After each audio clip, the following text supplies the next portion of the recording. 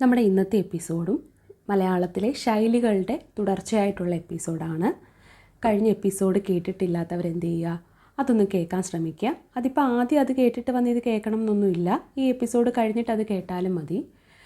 ശൈലികളെല്ലാം കൂടി ഉൾപ്പെടുത്തിയുള്ള ഈ എപ്പിസോഡിൻ്റെ ഗുണം എന്താണെന്ന് വെച്ചാൽ, നിങ്ങൾക്ക് ഇത് അന്വേഷിച്ച് മറ്റു വഴിക്കെങ്ങും പോകേണ്ട ആവശ്യമില്ല. കേട്ട് മനസ്സിലാക്കി നിങ്ങൾക്ക് വേഗം പഠിക്കാനും സാധിക്കും. അപ്പോൾ നമുക്ക് സമയം കളയാതെ എപ്പിസോഡിലേക്ക് കടക്കാം. ശൈലികളാണ് ഇന്നത്തെ എപ്പിസോഡിലുള്ളത്. ഉപ്പില്ല സംസാരം എന്ന ശൈലിയുടെ അർത്ഥം രുചിക്കാത്ത വാക്കെന്നാണ്. നമ്മൾ കറികളിലൊക്കെ ഉപ്പില്ലെങ്കിൽ ആ കറിക്ക് പിന്നെ ഒരു രുചി ഉണ്ടാവില്ലല്ലോ. എന്ത് ആഹാര സാധനങ്ങളിലും ഉപ്പ് ആവശ്യത്തിന് ചേർത്തില്ലെങ്കിൽ അതിനൊരു രുചി ഉണ്ടാവില്ല. അതുകൊണ്ട് തന്നെ ഉപ്പില്ല സംസാരം എന്ന് പറഞ്ഞാൽ രുചിക്കാത്ത വാക്ക് എന്നാണ് അതിനർത്ഥം. ഗോപി തൊടുക. ഗോപി തൊടുക എന്ന് വെച്ചാൽ ലക്ഷ്യം പിഴയ്ക്കുക എന്നാണ് ആ ശൈലിയുടെ അർത്ഥം. എന്താണ് ഗോപി തൊടുക എന്ന് പറഞ്ഞാൽ? ലക്ഷ്യം പിഴയ്ക്കുക എന്നാണ് ആ ശൈലിയുടെ അർത്ഥം.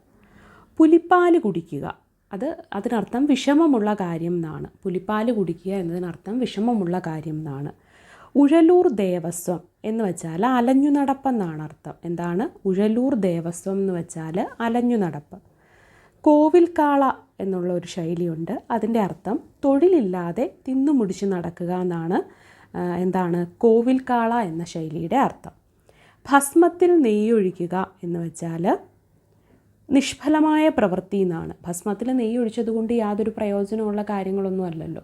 അതുകൊണ്ട് തന്നെ ആ ശൈലി അങ്ങനെ ഓർത്തു വെച്ചാൽ മതി. നിഷ്ഫലമായ പ്രവൃത്തി എന്നാണ്, ഒരു ഫലവുമില്ലാത്ത നിഷ്ഫലമായ പ്രവൃത്തിയാണ് ഭസ്മത്തിൽ നെയ്യൊഴിക്കുക എന്നതുകൊണ്ട് അർത്ഥമാക്കുന്നത്. അകട വികട സാമർഥ്യം എന്ന് വെച്ചാൽ നല്ല കൗശലം. അകട വികട സാമർഥ്യം, അതിനർത്ഥം എന്താണ്? നല്ല കൗശലം എന്നാണ് അകട വികട സാമർഥ്യത്തിനർത്ഥം. കൊച്ചി കണ്ടവൻ അച്ചി വേണ്ട, കൊല്ലം കണ്ടവൻ ഇല്ലം വേണ്ട. നമ്മൾ ധാരാളം കേൾക്കുന്ന ഒരു ശൈലിയാണ് ഇതല്ലേ. കൊച്ചി കണ്ടവൻ അച്ചി വേണ്ട എന്ന് വെച്ചാൽ കൊച്ചിയുടെ മാഹാത്മ്യമാണ് അത് പറയുന്നത്. കൊല്ലം കണ്ടവൻ ഇല്ലം വേണ്ട എന്നുള്ളതിനർത്ഥം കൊല്ലത്തിൻ്റെ മാഹാത്മ്യമാണ്. അപ്പോൾ ഈ ശൈലികളൊക്കെ നമുക്കൊന്നും കൂടി നോക്കാം. ഉപ്പില്ല സംസാരം എന്ന് വെച്ചാൽ രുചിക്കാത്ത വാക്ക്. ഗോപി തൊടുക എന്നതിനർത്ഥം ലക്ഷ്യം പിഴയ്ക്കുക. പുലിപ്പാല് കുടിക്കുക, അത് വിഷമമുള്ള കാര്യം എന്നാണ് അതിനർത്ഥം. ഉഴലൂർ ദേവസ്വം എന്നതിനർത്ഥം അലഞ്ഞു നടപ്പെന്നാണ്. കോവിൽക്കാള എന്ന് വെച്ചാൽ തൊഴിലില്ലാതെ തിന്നുമുടിച്ച് നടക്കുന്നവൻ എന്നാണ് കോവിൽക്കാള എന്നതിനർത്ഥം. ഭസ്മത്തിൽ നെയ്യൊഴിക്കുക എന്നതിൻ്റെ അർത്ഥം എന്താണ്? നിഷ്ഫലമായ പ്രവൃത്തി എന്നാണ്. അകട വികട സാമർഥ്യം, നല്ല കൗശലം എന്നാണ് അതിനർത്ഥം. കൊച്ചി കണ്ടവൻ അച്ചി വേണ്ട എന്നുള്ളത് കൊച്ചിയുടെ മാഹാത്മ്യം പറയുന്നു. കൊല്ലം കണ്ടവൻ ഇല്ലം വേണ്ട എന്നുള്ളത് കൊല്ലത്തിൻ്റെ മാഹാത്മ്യം പറയുകയാണ്. അഴകിയ രാവണൻ, നമ്മൾ അങ്ങനെ ഒരു സിനിമയുടെ പേരൊക്കെ കേട്ടിട്ടുണ്ട്. അഴകിയ രാവണൻ എന്ന് വെച്ചാൽ പുറമോടി കാണിക്കുന്നവൻ എന്നാണ് അഴകിയ രാവണൻ അർത്ഥം. അഴകിയ രാവണൻ എന്ന ശൈലിയുടെ അർത്ഥം പുറമോടി കാണിക്കുന്നവൻ. അക്കപ്പോര് വലിച്ചു കൂട്ടുക എന്ന് വെച്ചാൽ ഉപദ്രവം ഉണ്ടാക്കി വെക്കുക എന്നാണ് അർത്ഥം. അതുപോലെ ത്രിശങ്കു സ്വർഗം, അത് അവിടെയും ഇവിടെയും എത്താത്ത അവസ്ഥയാണ് എന്ത്? ത്രിശങ്കു സ്വർഗം എന്ന് പറയുന്നത്. ദുര്യോധന സ്വർഗം, അത് നമ്മൾ അധികം കേട്ടിട്ടുണ്ടാവില്ല. ദുര്യോധന സ്വർഗം എന്ന് വെച്ചാൽ അല്പകാലത്തേക്കുള്ള ഭാഗ്യത്തെയാണ് നമ്മൾ ദുര്യോധന സ്വർഗം എന്ന് പറയുന്നത്. ഇലവ് കാത്ത കിളി എന്ന ശൈലിയുടെ അർത്ഥം നിഷ്ഫലമായിട്ട് കാത്തിരിക്കുന്നവൻ എന്നാണ്. 60-ാം കാലം, 60 എന്ന് പറയുമ്പം വയസ്സാവുന്ന ഒരു പ്രായമാണെന്ന് അറിയാലോ. അപ്പോൾ വാർദ്ധക്യത്തെയാണ് നമ്മൾ 60-ാം കാലം എന്ന് പറയുന്നത്. 5-ാം പത്തി എന്ന് വെച്ചാൽ അവസരവാദിയാണ്. 5-ാം പത്തി എന്ന ശൈലിയുടെ അർത്ഥം അവസരവാദി എന്നാണ്. അജാകളസ്തനം എന്ന് വെച്ചാൽ ഉപയോഗശൂന്യമായത്. അജാകളസ്തനം ഉപയോഗശൂന്യമായത്. ആലത്തൂർ കാക്ക എന്ന് വെച്ചാൽ ആശിച്ച് കാലം കഴിക്കുന്നവർ എന്നുള്ള അർത്ഥത്തിലാണ് ആലത്തൂർ കാക്ക എന്ന് പറയുന്നത്. അപ്പോൾ അഴകിയ രാവണൻ എന്ന് വെച്ചാൽ പുറമോടി കാണിക്കുന്നവൻ. അക്കപ്പോര് വലിച്ചു കൂട്ടുക എന്ന ശൈലിയുടെ അർത്ഥം എന്താണ്? ഉപദ്രവം ഉണ്ടാക്കി വെക്കുക എന്നാണ്. അതുപോലെ ത്രിശങ്കു സ്വർഗം എന്ന ശൈലിയുടെ അർത്ഥം അവിടെയും ഇവിടെയും എത്താത്ത അവസ്ഥയാണ് ത്രിശങ്കു സ്വർഗം. ദുര്യോധന സ്വർഗം എന്ന് വെച്ചാൽ അല്പകാലത്തേക്കുള്ള ഭാഗ്യം. ഇലവ് കാത്ത കിളി എന്നതിനർത്ഥം നിഷ്ഫലമായിട്ട് കാത്തിരിക്കുന്നവൻ എന്നാണ്. 60-ാം കാലം എന്ന ശൈലിയുടെ അർത്ഥം എന്താ? വാർദ്ധക്യം എന്നാണ്. 5-ാം പത്തിയുടെയോ അതിനർത്ഥം അവസരവാദി എന്നാണ്. അജാകളസ്തനം എന്ന ശൈലിയുടെ അർത്ഥം ഉപയോഗശൂന്യമായത്. ആലത്തൂർ കാക്ക എന്ന ശൈലിയുടെ അർത്ഥം എന്താണ്? ആശിച്ച് കാലം കഴിക്കുന്നവർ എന്നാണ് ആലത്തൂർ കാക്ക എന്ന ശൈലിയുടെ അർത്ഥം. ആകാശകുസുമം എന്ന് വെച്ചാൽ അസംഭവ്യമായത്. ആകാശകുസുമം എന്ന് വെച്ചാൽ എന്താണ്? അസംഭവ്യമായത്. ആടാ ചാക്യാർ എന്ന് വെച്ചാൽ സ്വന്തം ജോലിയിൽ സാമർഥ്യമില്ലാത്തവൻ എന്നാണ് ആടാ ചാക്യാർ എന്നുള്ളതിനർത്ഥം. ആകാശകുസുമം എന്നുള്ളതിന് അസംഭവ്യമായതെന്നും. ഇലയിട്ട് ചവിട്ടുക. ഇലയിട്ട് ചവിട്ടുക എന്ന് വെച്ചാൽ അറിഞ്ഞുകൊണ്ട് തെറ്റ് ചെയ്യുക എന്നാണ് ഇലയിട്ട് ചവിട്ടുക എന്ന ശൈലിയുടെ അർത്ഥം. ഇരുതല മൂരി എന്ന് വെച്ചാൽ എന്താ? ഇരുപക്ഷവും ചേർന്ന് കലഹമുണ്ടാക്കുന്നവനെയാണ് നമ്മളെന്ത് ഇരുതല മൂരി എന്ന് പറയുന്നത്. ഇഞ്ചി കടിക്കുക എന്ന് വെച്ചാൽ കോപിക്കുക എന്നാണ് അർത്ഥം. ഇലയിട്ട് മീൻ പിടിക്കുക എന്ന് വെച്ചാൽ അധിക ലാഭം നേടാൻ വേണ്ടിയിട്ട് അല്പം ചെലവ് ചെയ്യുക എന്നതാണ് ഇലയിട്ട് മീൻ പിടിക്കുക എന്നുള്ള ശൈലിയുടെ അർത്ഥം. ഇരുട്ടുകൊണ്ട് ഓട്ട അടയ്ക്കുക, അതെന്താണ്? താൽക്കാലിക പരിഹാരം കാണുക എന്നുള്ളതിനെയാണ് ഇരുട്ടുകൊണ്ട് ഓട്ട അടയ്ക്കുക എന്നുള്ളത് ശൈലിയുടെ അർത്ഥം. ഇരുന്നിട്ട് കാൽ നീട്ടുക എന്ന ശൈലിയുടെ അർത്ഥം എന്താണ്? ക്രമത്തിന് പ്രവർത്തിക്കുക എന്നാണ്. നമ്മൾ പറയാറില്ലേ ഇരുന്നിട്ടേ കാൽ നീട്ടാവൂ എന്ന് പറയാറില്ലേ. ഇരുന്നിട്ട് കാൽ നീട്ടുക എന്ന് വെച്ചാൽ ക്രമത്തിന് പ്രവർത്തിക്കുക എന്നാണ് അതിനർത്ഥം. ഏഴാങ്കൂലി എന്ന ശൈലിയുടെ അർത്ഥം അപ്രശസ്തൻ എന്നാണ്. ഏഴാങ്കൂലി എന്ന ശൈലിയുടെ അർത്ഥം എന്താണ്? അപ്രശസ്തൻ. അപ്പോൾ ആകാശകുസുമം എന്ന ശൈലിയുടെ അർത്ഥം അസംഭവ്യമായത്. ആടാ ചാക്യാർ സ്വന്തം ജോലിയിൽ സാമർഥ്യമില്ലാത്തവൻ. ഇലയിട്ട് ചവിട്ടുക അറിഞ്ഞുകൊണ്ട് തെറ്റ് ചെയ്യുക. ഇരുതല മൂരി അത് ഇരുപക്ഷവും ചേർന്ന് കലഹമുണ്ടാക്കുന്നവൻ എന്നാണ് അർത്ഥം. ഇഞ്ചി കടിക്കുക എന്ന ശൈലിയുടെ അർത്ഥം എന്താണ്? കോപിക്കുക എന്നാണ്. അതുപോലെ ഇലയിട്ട് മീൻ പിടിക്കുക എന്ന ശൈലിയുടെ അർത്ഥം എന്താ? അധിക ലാഭം നേടാൻ വേണ്ടിയിട്ട് അല്പം ചെലവ് ചെയ്യുക എന്നാണ്. ഇരുട്ടുകൊണ്ട് ഓട്ടയടയ്ക്കുക എന്നതിനർത്ഥം താൽക്കാലിക പരിഹാരം എന്നാണ്. ഇരുന്നിട്ട് കാൽ നീട്ടുക എന്ന ശൈലിയുടെ അർത്ഥം എന്താണ്? ക്രമത്തിന് പ്രവർത്തിക്കുക. ഏഴാങ്കൂലി എന്ന ശൈലിയുടെ അർത്ഥം അപ്രശസ്തൻ എന്നാണ്.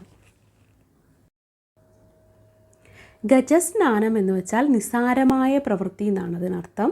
എന്താണ് ഗജസ്നാനം എന്ന് വെച്ചാൽ? നിസ്സാരമായ പ്രവൃത്തി. ഗജനിമീലനം എന്ന് വെച്ചാൽ കണ്ടില്ലെന്ന് നടിക്കൽ. കാകതലീയ ന്യായം എന്ന് വെച്ചാൽ കാരണമില്ലാത്തതിനെ കാരണമാക്കി പറയുക എന്നാണ് അതിനർത്ഥം. ക്ഷീരനീരനായം എന്ന് വെച്ചാൽ വേർതിരിച്ചെടുക്കാൻ കഴിയാത്തതെന്നാണ്. എന്താണ്? ക്ഷീരനീരനായം എന്ന് വെച്ചാൽ വേർതിരിച്ചെടുക്കാൻ കഴിയാത്തത്. കിംവദന്തി എന്ന് വെച്ചാൽ എന്താ? കേട്ടുകേൾവി എന്നാണ് കിംവദന്തിയുടെ അർത്ഥം. കീറാമുട്ടി എന്ന് വെച്ചാൽ പ്രയാസമേറിയ കാര്യം, അതാണ് കീറാമുട്ടി. കരുണീ പ്രസവം അത് അപൂർവമായ സംഭവമാണ്. കരുണി എന്ന് വെച്ചാൽ എന്താ? പിടിയാന എന്നൊക്കെയാണ്. കരുണീ പ്രസവം എന്ന് വെച്ചാൽ അപൂർവമായ സംഭവം എന്നാണ്. സൂകരപ്രസവമോ അത് എളുപ്പമുള്ള കാര്യത്തെയാണ് സൂകരപ്രസവം എന്ന് പറയുന്നത്. സൂകരം എന്ന് വെച്ചാൽ പന്നിയാണ്. പന്നി പ്രസവം എളുപ്പമുള്ള കാര്യമാണെന്നാണ് പൊതുവേ പറയാറ്. അതുകൊണ്ട് തന്നെ സൂകരപ്രസവം എന്ന ശൈലി കൊണ്ട് ഒരു കാര്യം എളുപ്പത്തിൽ നടക്കുന്നതാണെങ്കിൽ അതിനെ നമുക്ക് സൂകരപ്രസവം എന്ന് പറയും. അത് എളുപ്പമുള്ള കാര്യം എന്നാണ് അർത്ഥം. കൈ നനയാതെ മീൻ പിടിക്കുക എന്ന ശൈലിയുടെ അർത്ഥം അധ്വാനിക്കാതെ ലാഭമുണ്ടാക്കുക എന്നാണ്. അപ്പം ഗജസ്നാനം എന്ന് വെച്ചാൽ നിസാരമായ പ്രവൃത്തി. ഗജനിമീലനം എന്ന് വെച്ചാൽ കണ്ടില്ലെന്ന് നടിക്കൽ. കാകതലീയ ന്യായം എന്ന് വെച്ചാൽ കാരണമില്ലാത്തതിനെ കാരണമാക്കി പറയുക, അങ്ങനെ വഴക്കൊക്കെ ഉണ്ടാക്കുക. അത് ക്ഷീരനീരനായം എന്ന് വെച്ചാൽ വേർതിരിച്ചെടുക്കാൻ കഴിയാത്തത്. കിംവദന്തി എന്ന് വെച്ചാൽ എന്താ? കേട്ടുകേൾവി. കീറാമുട്ടി എന്ന് വെച്ചാൽ പ്രയാസമേറിയ സംഭവം. കരുണീ പ്രസവം അത് അപൂർവമായ സംഭവമാണ്. സൂകരപ്രസവം എളുപ്പമുള്ള കാര്യം.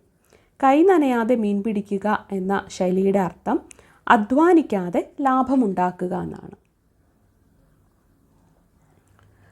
അഷ്ടബന്ധം ഉറപ്പിക്കുക എന്ന ശൈലിയുടെ അർത്ഥം എന്താണ്? അത് ദൃഢനിശ്ചയം ചെയ്യുക എന്നാണ് അഷ്ടബന്ധം ഉറപ്പിക്കുക എന്ന ശൈലിയുടെ അർത്ഥം.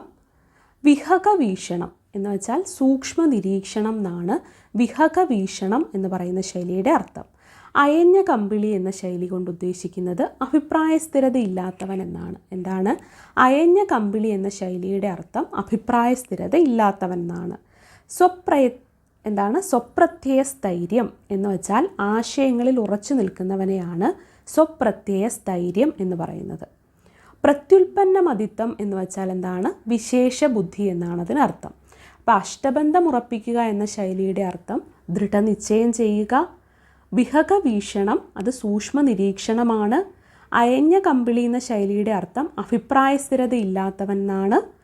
സ്വപ്രത്യയ സ്ഥൈര്യം എന്ന് വെച്ചാൽ എന്താണ്? ആശയങ്ങളിൽ ഉറച്ചു നിൽക്കുന്നവൻ എന്നാണ്.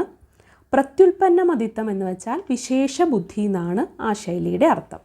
നമുക്ക് ഈ പറഞ്ഞ ശൈലികളെല്ലാം ഒന്നും കൂടി ഒന്ന് നോക്കാം. എല്ലാ ശൈലികളും ഒന്നും കൂടി നോക്കാം. ഉപ്പില്ലാത്ത സംസാരം എന്നതുകൊണ്ട് അർത്ഥമാക്കുന്നത് രുചിക്കാത്ത വാക്ക്. ഗോപി തൊടുക എന്നാൽ ലക്ഷ്യം പിഴയ്ക്കുക എന്നാണ്. പുലിപ്പാല് കുടിക്കുക എന്ന ശൈലി കൊണ്ട് അർത്ഥമാക്കുന്നത് വിഷമമുള്ള കാര്യം. ഉഴലൂർ ദേവസ്വം എന്ന് വെച്ചാൽ അലഞ്ഞു നടപ്പ്. കോവിൽക്കാള അത് തൊഴിലില്ലാതെ തിന്നുമുടിച്ച് നടക്കുന്നവൻ എന്നാണ് അർത്ഥം. ഭസ്മത്തിൽ നെയ്യൊഴിക്കുക അത് നിഷ്ഫലമായ പ്രവൃത്തിയെ സൂചിപ്പിക്കുന്നു. അകട വികട സാമർഥ്യം നല്ല കൗശലം എന്നാണ് അതിനർത്ഥം. കൊച്ചി കണ്ടവൻ അച്ചി വേണ്ട എന്നുള്ളത് കൊച്ചിയുടെ മാഹാത്മ്യം പറയുകയാണ്. കൊല്ലം കണ്ടവൻ ഇല്ലം വേണ്ട എന്നുള്ളത് എന്താണ്? കൊല്ലത്തിൻ്റെ മാഹാത്മ്യം പറയുകയാണ്. അഴകിയ രാവണൻ പുറംമൂടി കാണിക്കുന്നവൻ. അകപ്പോര് വലിച്ചു കൂട്ടുക അത് ഉപദ്രവമുണ്ടാക്കി വെക്കുക എന്നാണ്. ത്രിശങ്കു സ്വർഗം എന്നാൽ അവിടെയും ഇവിടെയും എത്താത്ത അവസ്ഥയാണ്. ദുര്യോധന സ്വർഗം അത് അല്പകാലത്തേക്കുള്ള ഭാഗ്യമാണ്. ഇലവ് കാത്ത കിളി അത് നിഷ്ഫലമായിട്ട് കാത്തിരിക്കുന്നവനെയാണ്. 60-ാം കാലം എന്ന് വെച്ചാൽ വാർദ്ധക്യം. 5-ാം പത്തി എന്ന് വെച്ചാൽ എന്താണ്? അവസരവാദി. അജാകളസ്തനം എന്ന് വെച്ചാൽ എന്താണ്? ഉപയോഗശൂന്യമായത്. ആലത്തൂർ കാക്ക എന്ന് വെച്ചാൽ ആശിച്ച് കാലം കഴിക്കുന്നവർ എന്നാണ്. ആകാശകുസുമം അസംഭവ്യമായത്. ആടാ ചാക്യാർ എന്നുള്ളത് സ്വന്തം ജോലിയിൽ സാമർഥ്യമില്ലാത്തവൻ എന്നാണ് അർത്ഥം. ഇലയിട്ട് ചവിട്ടുക അത് അറിഞ്ഞുകൊണ്ട് തെറ്റ് ചെയ്യുക എന്നതിനെ സൂചിപ്പിക്കുന്നു. ഇരുതല മൂരി ഇരുപക്ഷവും ചേർന്ന് കലഹമുണ്ടാക്കുന്നവൻ എന്നാണ് അർത്ഥം. ഇഞ്ചി കടിക്കുക എന്നുള്ളതിനർത്ഥം കോപിക്കുക. ഇലയിട്ട് മീൻ പിടിക്കുക എന്ന് വെച്ചാൽ അധിക ലാഭം ഉണ്ടാക്കാൻ വേണ്ടിയിട്ട് അല്പം ചെലവ് ചെയ്യുക എന്നാണ്. ഇരുട്ടുകൊണ്ട് അടയ്ക്കുക അതൊരു താൽക്കാലിക പരിഹാരത്തെയാണ് അർത്ഥമാക്കുന്നത്. ഇരുന്നിട്ട് കാൽ നീട്ടുക എന്ന ശൈലിയുടെ അർത്ഥം ക്രമത്തിന് പ്രവർത്തിക്കുക എന്നാണ്. അതുപോലെ ഏഴാങ്കൂലി എന്ന ശൈലിയുടെ അർത്ഥം അപ്രശസ്തൻ എന്ന് മാത്രമാണ് കേട്ടോ. ഗജസ്നാനം എന്നാൽ നിസാരമായ പ്രവൃത്തി. ഗജനിമീലനം എന്ന് വെച്ചാൽ കണ്ടില്ലെന്ന് നടിക്കൽ. കാകതലീയ ന്യായം എന്ന് വെച്ചാൽ കാരണമില്ലാത്തതിനെ കാരണമാക്കി പറയുക. ക്ഷീരനീര ന്യായം അത് വേർതിരിച്ചെടുക്കാൻ കഴിയാത്തതിനെയാണ് സൂചിപ്പിക്കുന്നത്. കിംവദന്തി കേട്ട് കേൾവി. കീറാമുട്ടി അത് പ്രയാസമേറിയ സംഭവം എന്നാണ് അർത്ഥം. കരുണീപ്രസവം അത് അപൂർവമായ സംഭവം എന്നാണ്. സൂകരപ്രസവം അത് എളുപ്പമുള്ള കാര്യം എന്നാണ്. കൈ നനയാതെ മീൻ പിടിക്കുക അത് അധ്വാനിക്കാതെ ലാഭമുണ്ടാക്കുക എന്നാണ് അർത്ഥം. അഷ്ടബന്ധം ഉറപ്പിക്കുക ദൃഢനിശ്ചയം ചെയ്യുക എന്നാണ്. വിഹക വീക്ഷണം എന്ന് വെച്ചാൽ സൂക്ഷ്മ നിരീക്ഷണം. അയഞ്ഞ കമ്പിളി എന്നതിനർത്ഥം അഭിപ്രായ സ്ഥിരതയില്ലാത്തവൻ എന്നാണ്. സ്വപ്രത്യയ സ്ഥൈര്യം എന്ന് വെച്ചാൽ ആശയങ്ങളിൽ ഉറച്ചു നിൽക്കുന്നവൻ എന്നാണ്. പ്രത്യുൽപ്പന്ന മതിത്വം എന്ന് വെച്ചാൽ എന്താണ്? വിശേഷ ബുദ്ധി എന്നാണ്. അപ്പോൾ ഈ ശൈലികളെയും ഇതിന് മുൻപത്തെ എപ്പിസോഡിലുള്ള ശൈലികളും എന്താണെന്ന് നന്നായിട്ടൊന്ന് കേൾക്കുക. ആവർത്തിച്ച് കേട്ട് മനസ്സിലാക്കി എന്ത് ചെയ്യുക? കാര്യങ്ങളെ പഠിച്ചു വെക്കാൻ വേണ്ടിയിട്ട് ശ്രമിക്കുക. അപ്പോൾ കൂടുതൽ ഉപയോഗപ്രദമായിട്ടുള്ള കാര്യങ്ങളുമായിട്ട് നമുക്ക് മറ്റൊരു എപ്പിസോഡിൽ കാണാം.